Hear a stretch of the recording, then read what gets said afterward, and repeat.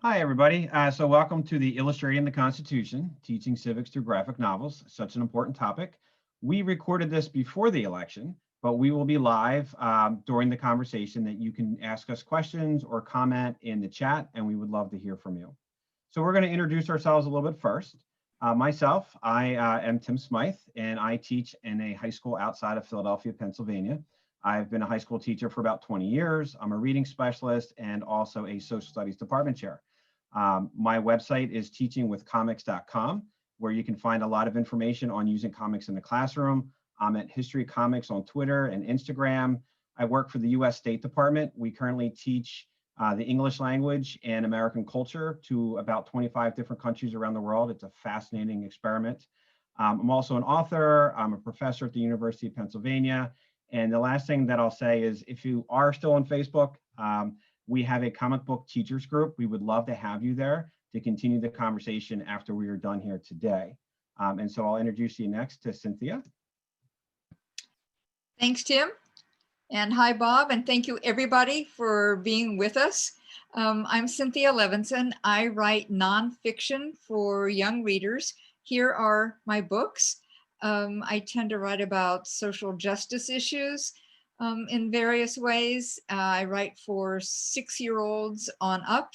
And I have here on the screen my website, which has lots of teacher information and resources for my books.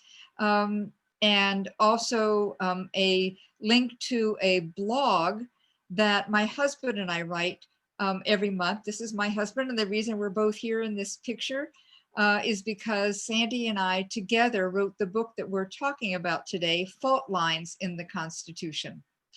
Before I started writing for kids, I taught teachers. I worked in education policy in Texas and other places around the country, and I taught pre-K, K, middle school, high school, and GED classes. But I'm loving writing, so thanks again. Bob. Hi, thanks. I'm Bob, but I sign my work R. Sikoriak, and I specialize in comics parody, pastiche. I've done a book called Masterpiece Comics, which takes literary classics and adapts them into the styles of famous cartoons.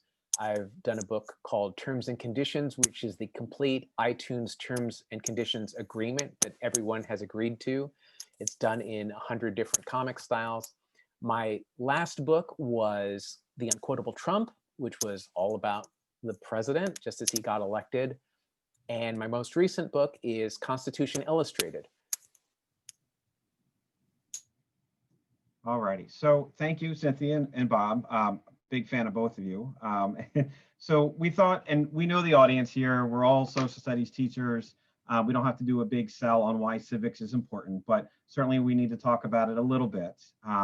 So I teach 11th grade modern US history. And the thing that we try to get across is that students, even if they may not be 18 years old, that they can be actively involved in our country and why they need to be. And why it's so important that 18 to 35-year-olds, why we get them to vote, because they're not voting in the numbers that we need. There is by far too much of a focus on STEM with science and math, and so we need to, because there's no state test or there's no national test for social studies, although that's starting to change. We need our students to understand how they can change things, how they can be involved in their own rights, in their laws on a local level and a national level. The role of government around the world. So not just in the United States. So democracy doesn't always look the same, and it doesn't have to look the same. And how do we change it? And what's good and what's bad? And how can we put these things together into what we need here? And yeah, there's this lack of connection to, well, why does this matter today? And so through these graphic novels we're going to talk about, both Cynthia and Bob do a really great job of showing our students how we do this. So I'm in Pennsylvania. And we know that there are now in most states around the nation, there is some sort of a civics component and an exam that is either upcoming or is already been in place for the last year or two. So in Pennsylvania, we have Act 35. And as of right now, the only requirement is the immigration test. that our students must pass those rote memorization type questions.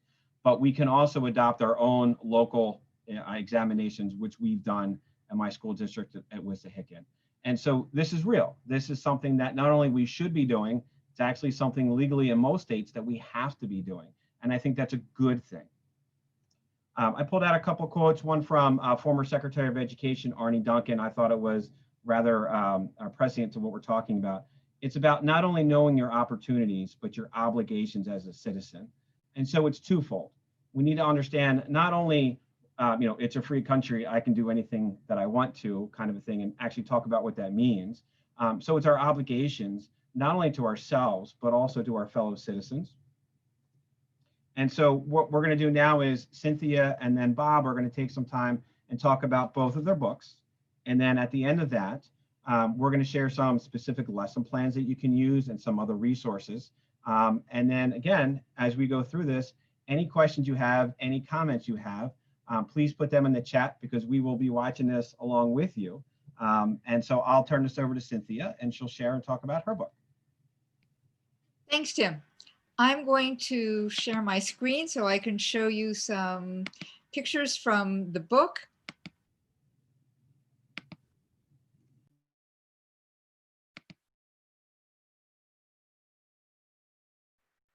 So the book, as I said, that we're talking about right now is Fault Lines in the Constitution, the graphic novel. This book began actually as a text book or a book with text. It's not a textbook, but it started out as a regular book for sixth graders on up. And then Macmillan, Mark Siegel at First Second, asked that it be turned into a graphic novel with illustrations by Ali Shwed, who, as you will see, did a really phenomenal job. I refer to we because, as I said, my husband and I worked on these books together. He teaches, he's a constitutional lawyer, and he teaches at the University of Texas at Austin and also periodically at the Harvard Law School and at the Yale Law School. So just to give you a little bit of background about him too. The books deal with 20 fault lines, count them 20, every single one of which has a connection to current events. So we have BLM here, for instance. We don't deal with Black Lives Matter specifically, but we certainly do deal with the idea of protests, as you can see. And we do have chapters on filibuster, on vetoes, voting rights, and as you'll see, the Electoral College. This is the opening story of a chapter on the fault line of habeas corpus. Kind of remarkably, the story, every chapter opens with a story, and this chapter opens with a story about an epidemic, in this case, Ebola.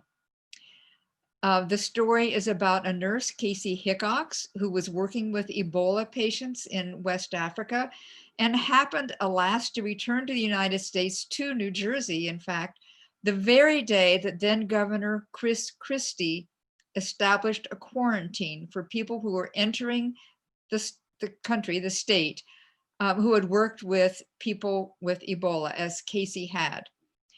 Also, kind of remarkably, at the end of this chapter, we deal not only with Ebola, which becomes evident as soon as people have it, because they almost immediately develop horrible symptoms, but also with pandemics that can spread either before symptoms develop, or pandemics for viruses. Of course, we don't name the coronavirus because it didn't exist in humans at that point, but that can spread before symptoms become evident.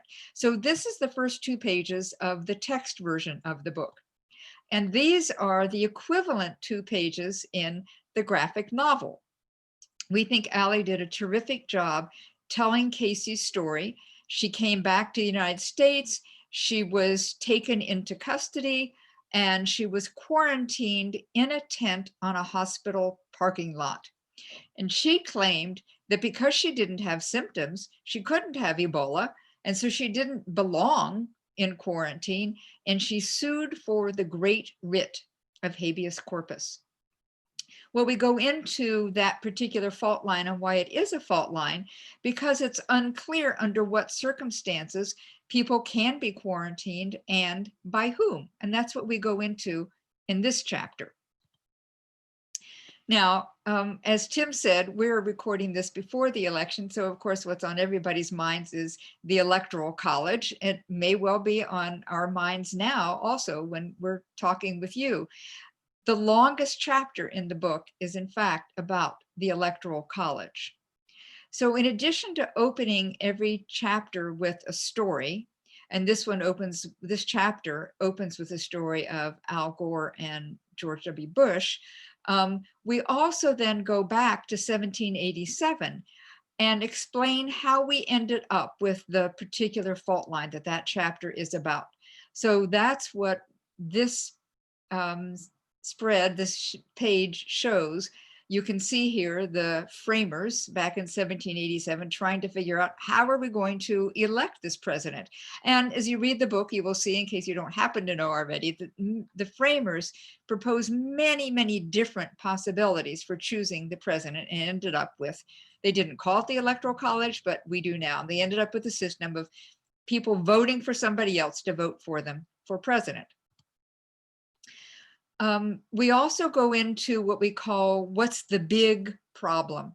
Not only what are the specific problems related to the story we tell in the chapter, which in this case was Gore v. Bush, but also the bigger problem of what happens, what are the effects of the Electoral College? So we go into, for instance, how the Electoral College skews campaigning and skews the allocation of resources, where candidates show up and that sort of thing. And in this case, we also deal with the case of California. You can see at the bottom, the scales there, the case of California, which has about the same population as 26 other states and 21 states, sorry, and the District of Columbia. So there's the population of California with its 55 electoral votes and the populations of those other states and the district and the preponderance of Electoral College votes that they have. That is definitely a bigger problem. We also deal with the problem of the Electoral College of what happens if there's not a majority. And we raise the specter really of the possibility of the Senate choosing the president, not even the Electoral College. But we don't leave everybody totally disheartened. We, with every chapter, we include possible resolutions. So in this case, we show two possible solutions to Electoral College. One is eliminating winner take all. So the possible allocation of Electoral College votes proportionate to the way the popular vote worked out in every state, or the National Popular Vote Plan, according to which states would agree that they would allocate their Electoral College votes to the winner of the national popular vote. That is to some extent underway, and it's possible that when the right configuration of states whose Electoral College votes totals 270, that plan might happen. But the situation that we're all in now while you're seeing this is the period between the election and the inauguration. And that is also a fault line. We open up with that chapter with the story of President Clinton dealing with Somalia, which was sort of a leftover of his predecessor, and what he did or tried to do, or, you know, what happened as a result of his having to deal with Somalia. And we're in a period now, we don't know if President Trump is still going to be in office in January 20th. But there is a period, in case he is not reelected, where he will still be president and will have a lot of authority. He will be called a lame duck, but he will hardly be lame. So this being a book for kids as well as for adults, we have a report card. This particular rendition of the report card is not in the graphic novel. This is from the discussion guide, which you can get to on my website. And I showed it here because the report card in the book show the votes, the grades that Sandy and I give to the Constitution based on using the preamble as the rubric for determining what our grades will be. But this one doesn't have our grades so that you and your students can decide what you think the grades should be. We also blog updates to the book every month. It is a very current book with lots of current events related to it. And you can see here, faultlinesintheconstitution.com. You're welcome to comment on our blog posts. And on my website, there are lots and lots of other teacher materials as well. So here's the book, and I get to turn it over now to Bob. Thank you, Cynthia. That was great. So I'm going to talk a little bit about my book, and I thought I would give you a little bit of background here. Let me share my screen.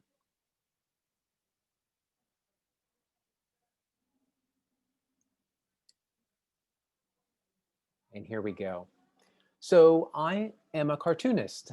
That's what I do.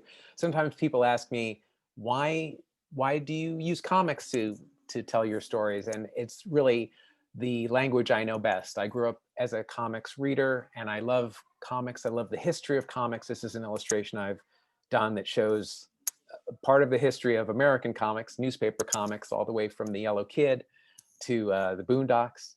And I am always interested in kind of figuring out my place in the world by telling stories through comics. And I love to adapt existing texts. My first book is called Masterpiece Comics, and it adapts 12 different classic pieces of literature into different styles. For instance, we have here Kafka's Metamorphosis retold in the style of Charles Schulz's Peanuts. And we have Dostoevsky Comics, which retells Crime and Punishment in the style of Batman. So you can see I'm very interested in the history of comics, as well as the texts that mean something to us, that mean something to our culture. I took a little bit of a side turn a few years ago when Trump was elected. I made a book that used his quotes, things he actually said out loud, and I put them into parodies of comic book covers, always portraying him as the villain. So this was certainly a book where I think people got a very clear sense of where my politics were, which is a little unusual for me. I usually try to respect the sources that I use, but I don't necessarily try to tip my hand as far as to my opinion. In any case, after having done this book, I realized that it would be good to move away from Trump, but I still wanted to talk about politics. And that brought me to the idea of illustrating the Constitution in the form of a graphic novel. And I knew instantly that I would want to do this in a variety of styles, because that is the way I like to make comics. I think it is more inclusive, and I think in a certain way it would better represent America by showing the different styles that I've used. All the styles are from American comics. So to start with, I went back to read the Constitution. My first copy was a copy I got from the ACLU, the little pocket edition that people often give out. And I looked at lots of different books about the Constitution, translations of the Constitution for kids, versions that explained the Constitution for adults. I even saw the Broadway show, What the Constitution Means to Me, which I thought was really great and really inspiring, because Heidi Schreck really talked about the Constitution from a very personal viewpoint, which I think was kind of important, even for me, where I had determined early on I would not include commentary. I would only use the text of the Constitution. But even so, I knew the images would really interpret it in their own ways, and I wanted the different styles to interpret the different pages in different ways. So to start with, I want to talk to you a little bit about my process here. I originally copied the Constitution offline and pasted it into a program called InDesign, which lets you lay out text for books and magazines. So here I broke the text into small pieces. Every page would have one illustration and one bit of text. And here, these are my first sketches. I'm just doodling out what might be in each drawing, not really knowing what style I would use yet, but just sort of like trying to honestly illustrate the text, genuinely approach it. Even though there'd be elements of parody to what I'm doing, I try very hard to make it faithful. As I say, I didn't want to make it into Mad Magazine, which I love, where they really parody and make fun of things. I really wanted to sort of lay it out very honestly, and I tried to have some fun with that at the same time. So I knew early on I wanted to include not just contemporary comics, but comics from the history of American comics. I love studying comics history. I wanted to make sure that I represented as broad a range of race, gender, and age of cartoonists. So I went all the way back to the beginning of newspaper comics in America, which is around 1898, give or take a couple of years, all the way to 2020. So you see here, these are all the comics that I used as reference. I had many more to choose from. I was really trying to choose styles that would somehow echo or reflect the meaning that was in the text. So when I show you the pages, you'll get more of a sense of that. So I laid out all the text on these pages. I started doing the drawings. I slowly put the book together. It was a little bit like building a crossword puzzle, because as I said, I wanted to represent the text. I also wanted to represent the history of comics. So there was a long process of like seeing like, oh, what strip could I use from the past that might illustrate this section? Or, oh, I need something contemporary for this. What's a current bestseller of comics that would be worth including? So here are some actual pages of the book. The preamble, We the People, is illustrated in the style of Raina Telgemeier, who is one of the most popular cartoonists right now. I think she's brought a lot of young readers into comics and maybe made a lot of kids into readers by the comics that she's made. So I wanted to put her first. I wanted kids to instantly feel like they recognize someone in this text. But then you'll see on the page on the right, I moved back in time. Here I have Superman and the Flash representing the Senate and the House of Representatives. And then different pages use different characters in different ways. On the right, you see a character that is somewhat obscure now, but was very popular, Mandrake the Magician. He had an African sidekick who here is being turned invisible by 2/5 in order to illustrate the 3/5 clause of the Constitution. Here we have, on the left, we have Alison Bechdel representing the gathering of the senators and representatives. And here we have the Wimpy Kid characters, and we have Muppet Babies. So I took characters from graphic novels, from comic strips, from animated shows that were made into comics, and I gathered them together.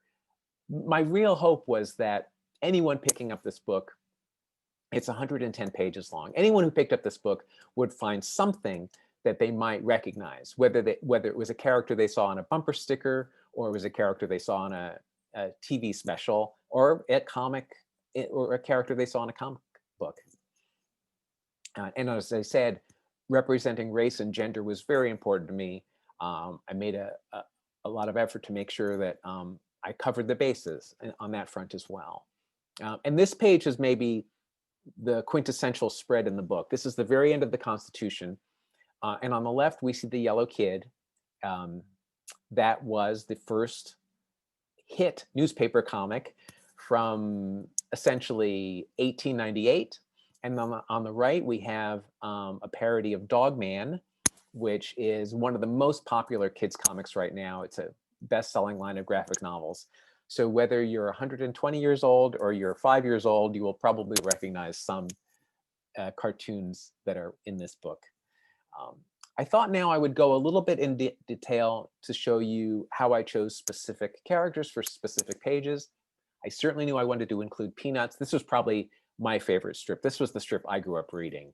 And I thought these characters would be perfect for the First Amendment, because the characters in the strip are often expressing their right to free speech, to the press, and to religion. Linus, the character Linus, is very religious in the comic. And then I knew I wanted to include Wonder Woman, one of my favorite superheroes, and she seemed to be perfect for the 19th Amendment, which is all about giving the women the right to vote. But I also wanted to make sure that I represented artists who were important historically, who might not be as well known today. So I knew I wanted to include Jackie Orms. She is an African-American cartoonist in the 40s and 50s. I believe one of the first African-American women who was syndicated in newspapers. And this is one of her gag panels. Her work often was political, so it was natural for me to take her characters and place them into the Constitution as well. In the back of my book, I have a comics index. So even if you don't recognize the character specifically, you can go here and you can see who the artist was and what the character was and the year that it was created. I really wanted to be thorough. Again, I didn't want people to feel like I was giving them anything that they couldn't figure out. Obviously, the text of the Constitution is very dense, but I am hoping that the visuals will help almost function as an index. You can flip through the book and sort of see, oh, these characters have robes. This must be about the courts. Or there's two groups of people fighting. That's probably about the Senate and the House of Representatives, for instance. The last thing I want to do here is very quickly go through a sample of one of my pages and show you exactly how the visuals got built up. So this is my first sketch for a section of the Constitution. It's about how the judicial power will extend to all cases in law and equity arising under this Constitution. So this section deals with a lot of different kinds of cases in one long sentence. So how do I deal with all of these characters surrounding judges? Well, I thought that maybe I could go to a strip that often had crowd scenes, like The Far Side. He has a wide range of characters who often appear together in scenes. So I took samples of those characters. I found reference of his characters wearing colonial garb. I found shots of them together in groups. And then I sort of cut and pasted using Photoshop different characters into one scene to sort of give me a rough layout, which I would then redraw, but I would start with the rough layout. So here I've cut and pasted a bug, a horse, a Viking, a duck, a couple of suburban people, a doctor, the devil, and they're all gathered before the judges.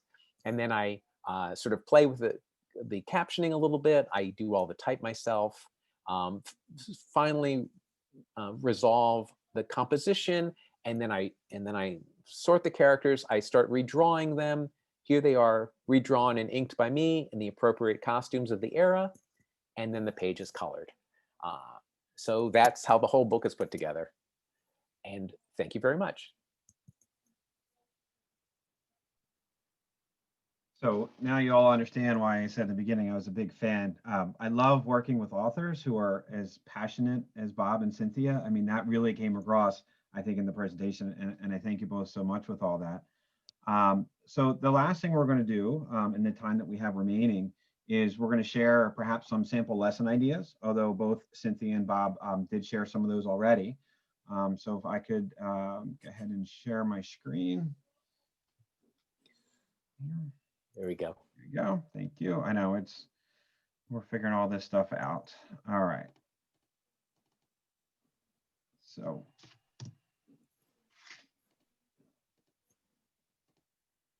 All right, so a little bit real quickly, I could do a few hours on presentation on why comics. But for one thing, I mean, as a teacher, we're looking for resources, and see if I can find my camera. So here's the two books that we just talked about, and here's my sticky notes of just some of the things that I would do with these books. These could be core texts in our classrooms, and we're always looking for those. I have never found a really good civics textbook. But why comics? We know that my son is a reluctant reader. My son, I watched give up on school when he was very young. He's got a lot of things that he needs to overcome physically, but he was turned a reluctant reader at a very early age, and it's why I'm so passionate about what I do. We actually had to pull him out of a school and put him in another one because of his teacher. And anyway, but you want to put this in front of him or any of my students and say, hey, we want you to learn about the Constitution. And as Bob showed, his original, pocket-sized version of the Constitution, I have those all in my classroom. A kid's going to be much more likely to pick up this than anything else. And so let's just start there with that level of engagement. But comics have built-in scaffolding.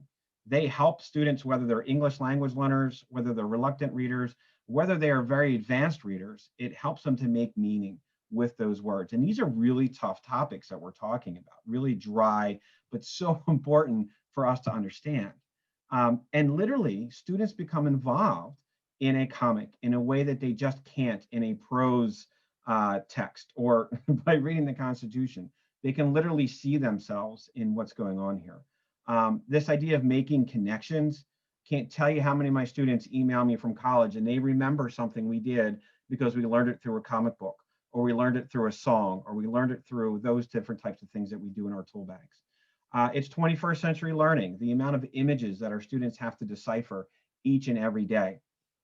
We're asking our students to decipher political cartoons, primary sources, to go through and really get in deep. And that's the focus of my classroom is annotations and close reading. And they can do this through the comics medium, because this is what the skills are when you're reading through these types of books. Text-to-text comparison. Cynthia, she has a prose version of her book and a graphic novel version of the book. And so when we compare those together, it's absolutely fascinating and just the wow factor. So I'm not going to read through all this, but when I give presentations, I know who the administrators are in the audience, because when I mention Common Core, they pay attention. And so Common Core is a reality. There's a lot of great things about Common Core, but I can walk you through all these different things that we're asked to do as teachers. And when we use graphic novels, we're hitting each and every one of these. If you see here down here, it literally says in Common Core, graphic novel. So listen, if you're getting any kind of blowback from a district or other teachers, you say, well, it literally says graphic novel in Common Core. So if we're not using comics in our classroom, we're not following Common Core. It's there. This is one of the favorite slides that I like to share. We know the studies have been done that students are exposed to higher level reading in comics than they are in prose text. That on average, a comic book has about 53.5 or so rare words per 1,000. An adult book has less than that. And if I can shout out to Jarrett Lerner, it's fascinating, but we know that this is to be true. And I can tell you by the words that my kids know that we talk about at the dinner table, that they get from the comics, and they're not afraid of these words because the images are there to help them to understand that. So first, second, I actually had the pleasure of speaking with Dan Newman as well. Unrig is another great book in this series that we can read and understand that's being put out by First Second. So many great ideas. So just want to put that out there, worldcitizencomics.com, to take a look there as well. So just a little bit, some brief explanations and some specific ideas maybe that you can get from these. So for me, I have to tell you, Bob, when I was going through your book and I was like, that's G.I. Joe #1. Like, that is like, boom, I made an immediate connection, and that's what we want. My high school kids love SpongeBob still, and probably always will. Over the weekend, we went to a socially distanced book signing from Dave Pilkey because my kids love him so much. So this is what this boggles my mind. And here's the thing. Cynthia and Bob don't shy away from the actual language that we need to understand. These are the terms. I mean, imagine reading this without the images. Then we can go on and discuss these things. So how would maybe the students can create their own. And it doesn't have to be about the Constitution in this case. It could be about something else. It could be about a state constitution even. Take a part of it. How would you illustrate it? You can draw it by hand. In my classroom, we use Pixton EDU, which is an online comic making program. There's other ones as well that you can use. So even the artistic ability doesn't have to be a barrier for our students. So Kamala Khan, a 16-year-old Pakistani-American girl from Jersey City, is being showcased here for the 14th Amendment. So maybe you could ask your students, why did the author choose this person to represent this amendment? What hero would you choose? And so we want them to be directly involved in this. This is not just a passive reading. I mean, again, I work with the State Department. I can tell you just about every single person in any country knows who Garfield is. It's amazing. Yes, Wonder Woman and all those things too, but Garfield and Odie, for whatever reason, really resonate with people. But I talk to my students all the time. So we have Constitution Day, September 17th. We are legally mandated in American public schools to teach about the US Constitution. Thank you, Senator Byrd. We know that. Well, we go through the amendments. What amendment would you add? And when you add in this, let's be honest, fun element to this, how would you illustrate that? How are these examples of propaganda? I mean, the things we could do with these books are just limitless. And so to get in a little bit with fault lines in the Constitution, Laurie Halse Anderson, I mean, one of my favorite people in the entire world. I've had the honor of presenting with her and the Speak graphic novel and the Change trilogy and all these things. But she tweeted out just today that we all should be reading this book and we should have book studies. And here's the thing, it doesn't matter who wins this election, looking in the future, now we probably know, hopefully, when this plays. Regardless of if it's Republicans or Democrats in control, there's a lot of things we need to fix. And so when we look at these images, again, when we see this, these are people. And when we learn about, the forefathers and the founding fathers and all these people all this time ago, when students see this in a comics form, it really does actively engage them. Gerrymandering, I mean, we've all in our classrooms, we've all shown the image of the gerrymandering and the salamander and things, but how do we really look at these images? And what I love that Cynthia does is she takes individual specific cases and really gets involved with this. And so maybe students now, they can go and draw the borders within their own area, in their own state, and we can challenge them, okay, how would you redraw them? What would be fair? And I don't know. And so she really gets into this idea. And so the artwork is literally in gerrymandering. And it is an artwork in art form of what the Republicans and Democrats can do with this and how it can control elections. Then even, so there's lots of things from different people in different parties throughout the book. John McCain. So here's an instance. Here's a man who, you want to talk about giving his life for the country and the things that he had done. And there was a question of whether or not he would be allowed to run for president because he was born in the Panama Canal Zone. Fascinating, absolutely fascinating. Again, make your own comic. I honestly, and Cynthia, I used it in my classroom today. I didn't know that Churchill was put out of office so fast. And so I was like, can you imagine one day and you're in the middle of negotiations and, oh, you're replaced. So this book also does a really nice job of comparing not just the United States Constitution and our institutions, but case studies from around the world. And that's what we want. We want to grab and choose and pick what are the best things and how can we do that? And again, it's this emotional appeal. Again, with the emotional appeal, we're talking about Japanese American citizens being placed in internment camps and habeas corpus, and how do you make these things come alive? And this is how we do it. And so just like Bob did and Cynthia did, purposeful representation in almost every page through their books. That's what we literally need to see ourselves in our Constitution, in our government, and this very much helps to do that. Here, so there's the visualization. So if you say, well, Texas is bigger than, but actually seeing it, and that is such a powerful thing to do. And again, students will remember this on these visualizations. And then when we give the students a topic, they can create their own visualization to go along with that. And I think that was it for the presentation.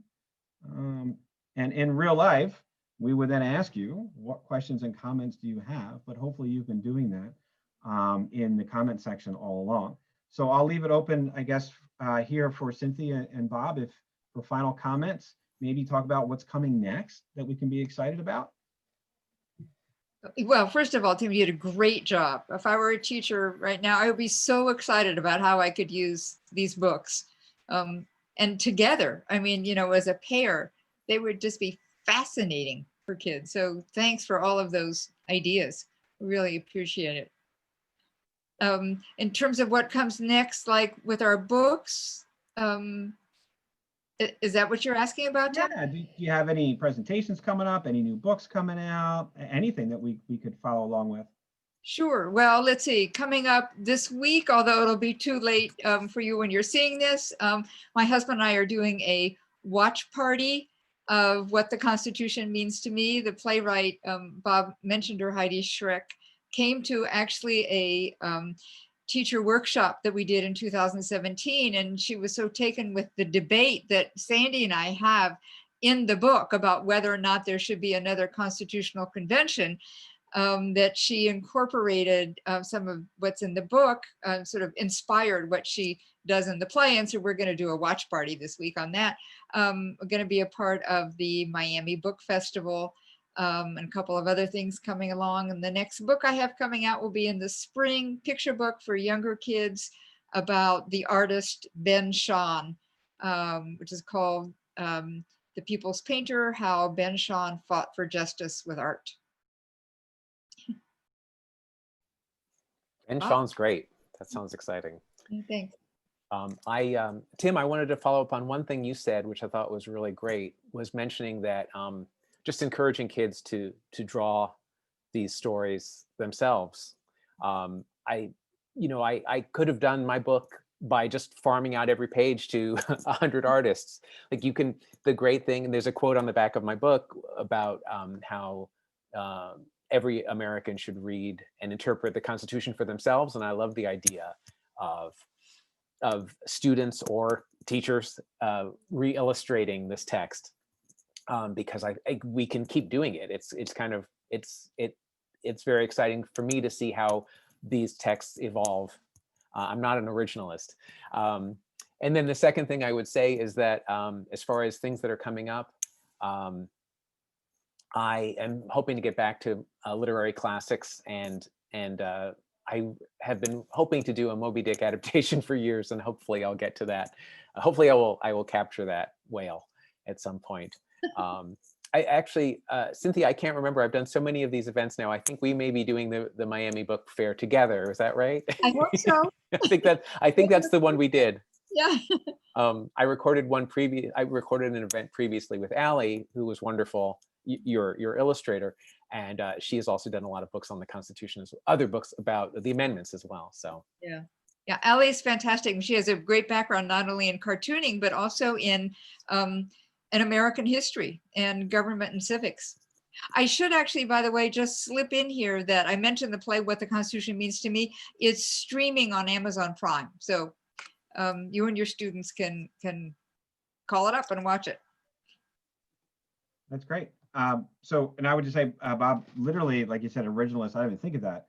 The Supreme Court interprets the Constitution, and so we're teaching our students to interpret the Constitution the way you interpreted the Constitution through the interpretation of other artists. Mind-blowing, right? Like the things that we can do with all that. Very sorry. So I guess at this point, I mean, thank you everybody for coming. And again, reach out to us, ask us questions, buy the books, because I'm going to use them in my classroom. I've already talked to my students about them in my classroom. And like I said, I've got so many things to go through already, but we teach the March graphic novels in my classroom.